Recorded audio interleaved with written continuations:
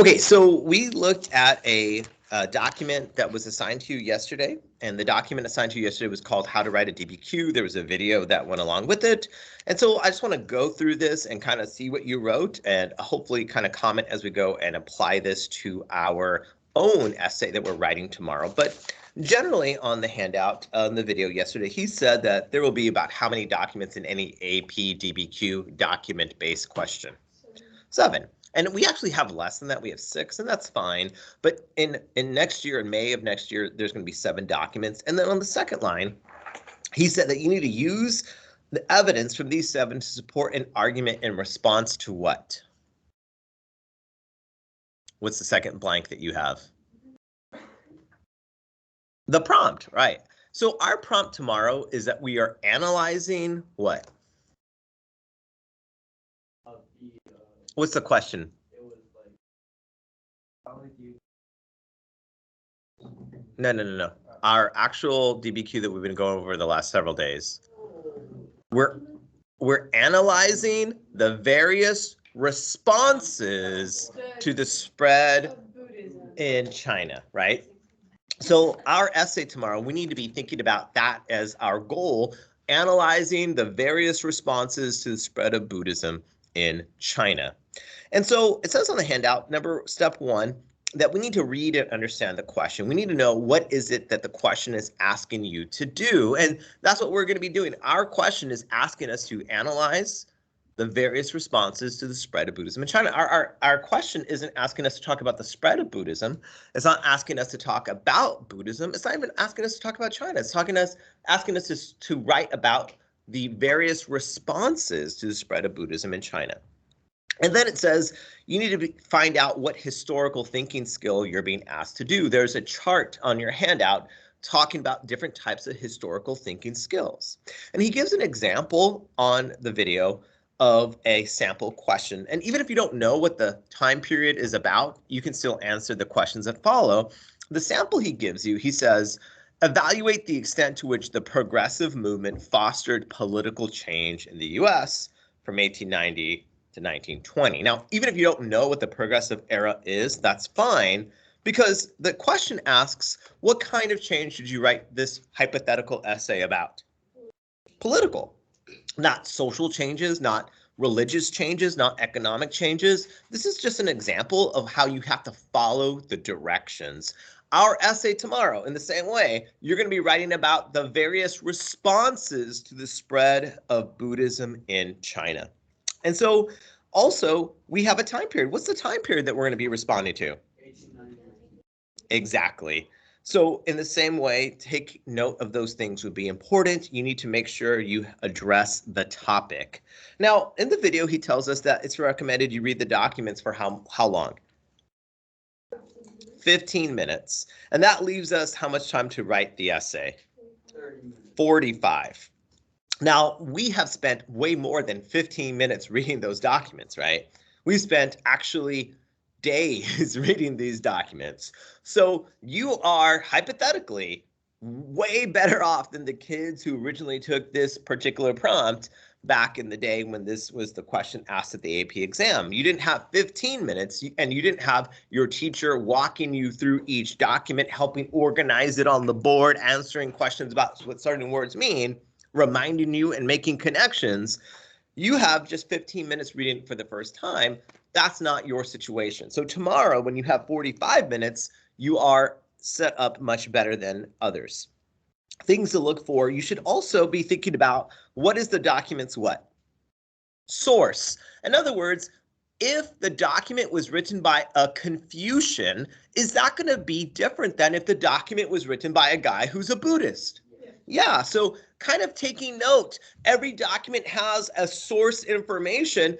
It's going to impact, what they believe, what they feel, how they respond. And also you need to take note who is speaking and to whom that line should say. What I mean by that is there's a difference if there's a document and let's say it's like, oh, this guy's private diary says X, Y, and Z. Okay, that's fine. That might tell me what he really feels in his unguarded moments. But if I'm willing to say things publicly, I must feel pretty strongly about that. Like I can complain about, man, my AP World History teacher sucks. He's a terrible human being. He's like the worst. But if I tell my principal about it, if I am open, if I tell him to his face, man, I feel really strongly about this teacher.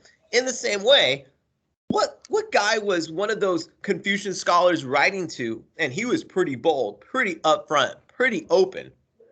The emperor, right? And remember, this is a time when your boss could actually have you killed for breaking the Confucian hierarchy of respect. So think about that too. What is the purpose of this document? Is this document public? Is this document private? What is the who's getting this document, and where does this document sit in a timeline? For our purposes, time became really important because the historical background paragraph kind of actually gave us some time periods to think about. There was a time of political disunity. There was a time of restoration. And so where that document falls into, we kind of actually took special care to take note of. It says on the handout, make sure you can summarize the main idea. And you need to remember that every document you have has been given to you for a reason, he said. What I mean by this is that the same people who wrote the question that you're going to be analyzing, the various responses to the spread of Buddhism in China, chose these documents for a reason. It's not like, oh, here's just a random, I did a random Google search on Buddhism in China, and that's not how they determine those things. They feel that every one of those documents, even by itself, should give you something to say about the spread of Buddhism in China. It says on the handout, ask yourself, if I only had this document, how would I answer the question? Now, step 2, if step 1 was read and understand the question, step 2 is to group your documents into how many groups at least? Now, I feel we can actually group these documents 4 different ways. How are 4 different ways we could group this document? Explain. Be more specific. China, like with dynasties, on dynasty, Okay. And based on the historical background, what are the 2 time periods that we could lump them all into? 220 to 570 or? Yeah, so I've been given 2 time periods in my historical background paragraph. What are 2 other ways I can group every document?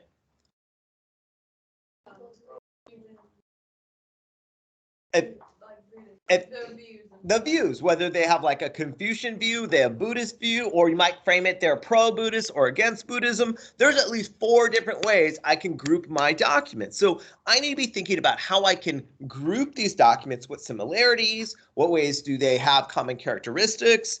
And what I don't want tomorrow is an essay where there are 6 documents and you have 6 paragraphs where you say, document 1 says, and you summarize it. Well, that's done. Time to move on to my second. Document 2 says, and then you write, and then that's not what I want. I don't want you to laundry list those documents. What I want you is to identify common themes and characteristics, and then I want you to address it as a group. It says this on your handout that we're going over in teams. A higher level of thinking is demonstrated by grouping the documents. That's what you need to do. You need to group the documents, not talk about them as individuals as if they have no connection with one another. In fact, it shows that you know which documents you should have written down connected, right? So step 1 is read and understand the question. Our question tomorrow is analyze the various responses to the spread of Buddhism in China. Step 2 is group the documents. We've identified 4 ways we could group the documents. Step 3 is work for a score of a 7. By the way, that is a perfect score. And so you can get 0 to 1 points for having a what? A thesis. This is 1 or 2 sentences that is historically, what word did you put in there? Defensible, right? That is, you're making an argument. If my thesis was, there are so many different responses to the spread of Buddhism in China, period. Am I making an argument, like a meaningful argument? No, it'd be like if I was a lawyer and like, or you were my lawyer and I was accused of murder and you stepped up to the judge and said, you know what, in this courtroom, some people think Mr. Lee Cohn's innocent and some think he is guilty. I rest my case, Your Honor. That's not an argument. You're like not making anything that can be defended. You, in the same way, need to make an argument tomorrow in your essay. You need to make a historically defensible argument. You need to establish a line of, what should you have there? A line of reasoning. You need to, don't just restate the prompt. Don't say, oh, there are many responses to Buddhism in China. So many responses, period. That's not telling me anything. You actually need to make an argument tomorrow. Your thesis is your argument. You must also mention specific historical evidence in your thesis. And then I gave you what everyone loves, a formula. Go ahead. You said it's just like there are many, like more, what's the opinion on negative? I mean, definitely something more substantive, something more, that would be better than there are so many, you know, or like people like, since the beginning of time, people have different opinions about, you know, like those don't say anything. You have to make a specific argument. Like if I were to say, hey, what's the greatest, you know, who's the greatest sports hero of all time? Well, there are so many opinions in so many places, in so many sports of who's the greatest athlete of all time, period. That's not an argument. Like, you're literally not saying anything. You need to like say, although, let's say it's just NBA, although Shaquille O'Neal is well respected, although Shaquille O'Neal, Kobe Bryant, and LeBron James are widely respected for their accomplishments, the greatest athlete of all times has to be the leader of the 1990 era Chicago Bulls, Michael Jordan. In his athletic ability and his iconic influence off the court, Michael Jordan reigns supreme. So in that sentence, I acknowledged other people, and then I made my case briefly. And now I'm going to talk about Michael Jordan. In fact, let me look at this formula real quick, and I'm going to tie it into Michael Jordan. It says a sample formula would be something like this for a thesis. Despite counter-argument, because of evidence 1 and evidence 2, my argument. Let me use Michael Jordan. Let's say the essay was, who's the greatest NBA player of all time? I could write something like this using this formula. Despite Kobe O'Brien's athleticism, despite LeBron James'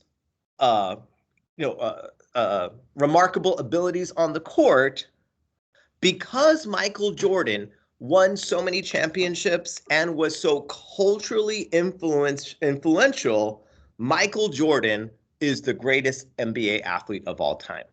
So I acknowledge that people would say, well, what about LeBron?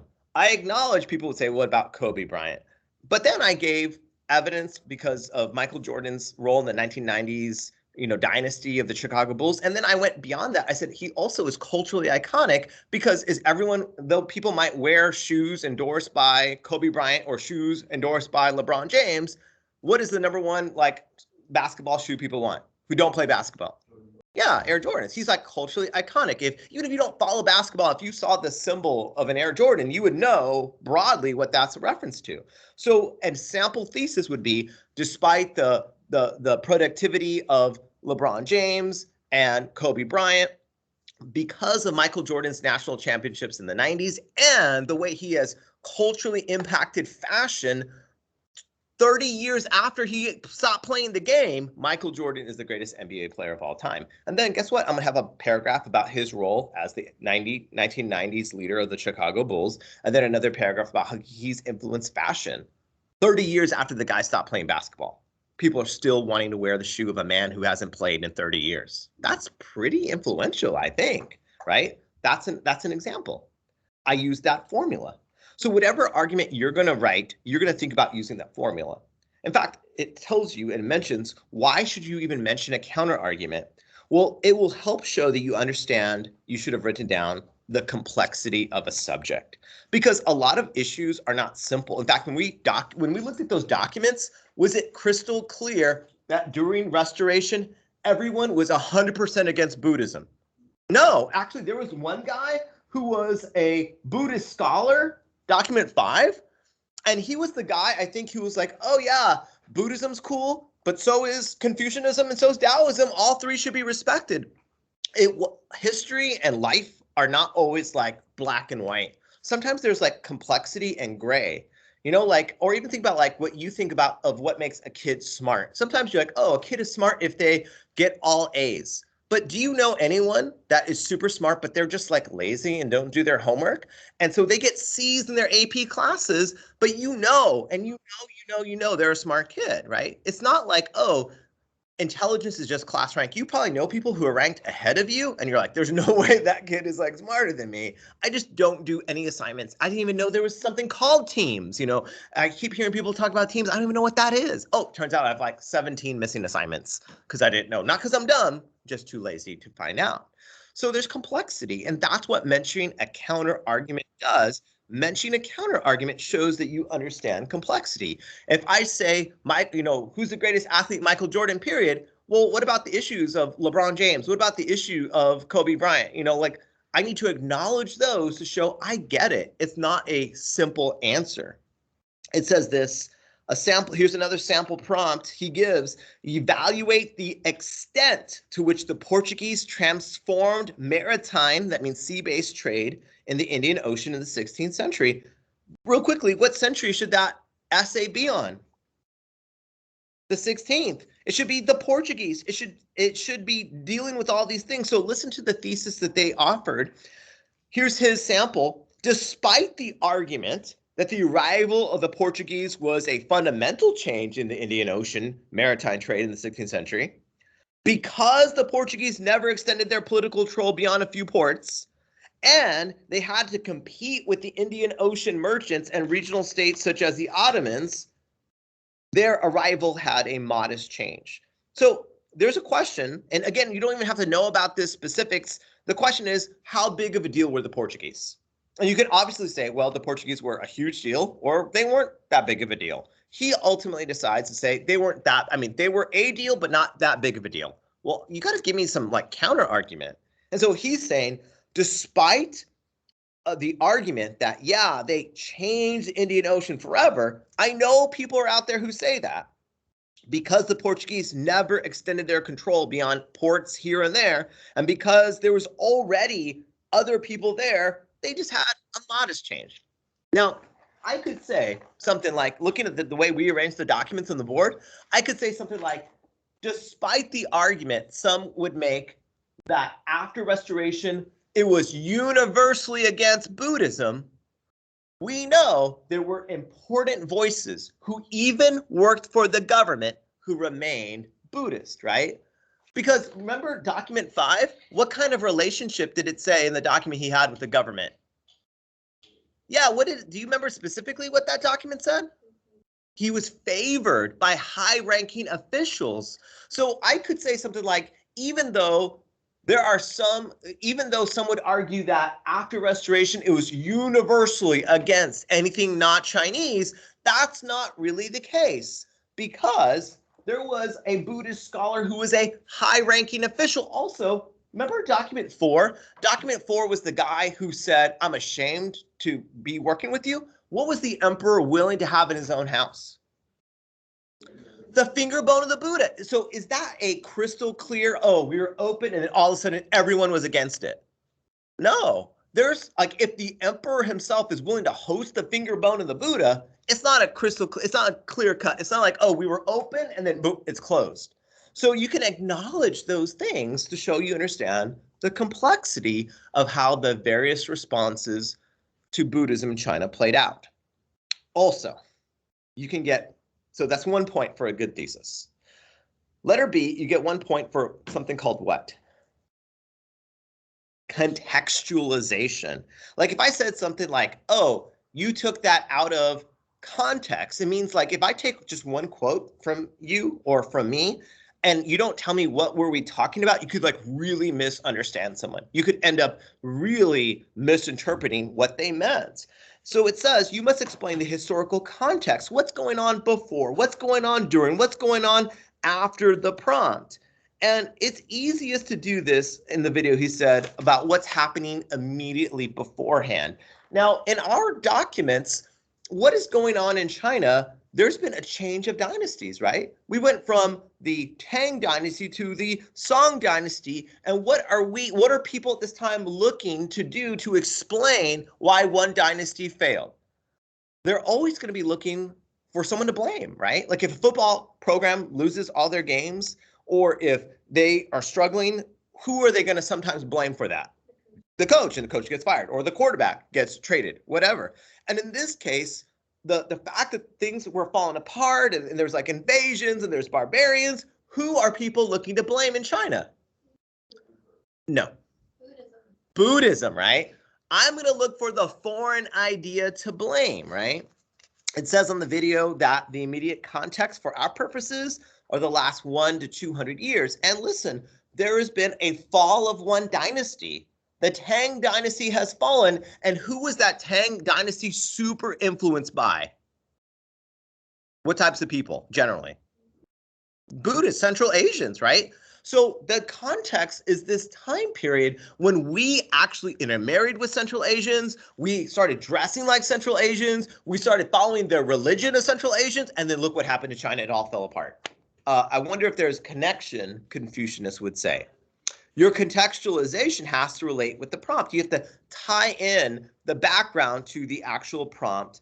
And it's also good to use vocabulary words and use those words to help you kind of like set the stage. How do they relate?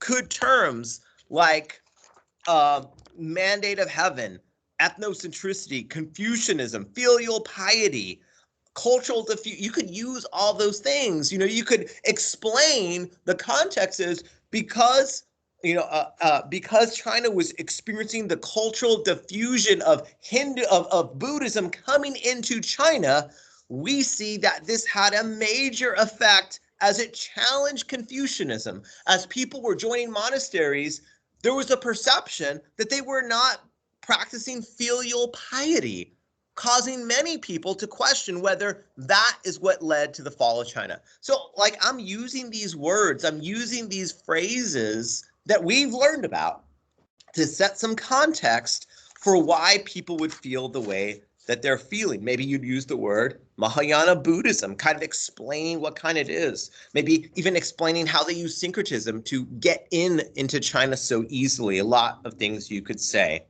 You can get 0 to 3 points by making good use of evidence. It says, number one, you get 1 point if you use the content of at least 3 documents to address the topic, or if you can get 2 points if you use 6 documents.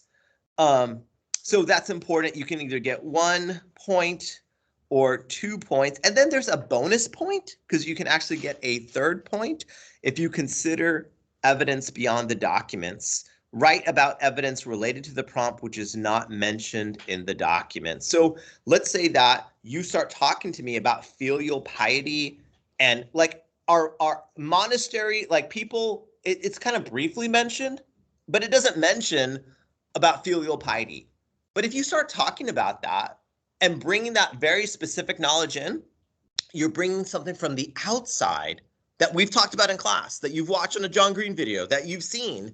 We're using that information, outside information, to support your argument. And that tells me it's time for you to get some bonus points because you remembered what filial piety is. You remembered, if you tell me, oh, well, the Confucianists are so mad because they used to have all the access to the jobs with the civil service exam system. But now, if Buddhism is popular, they could lose their jobs. Wow, civil service exams not mentioned anywhere in these documents. Wow, I think he kind of like knows what he's talking about.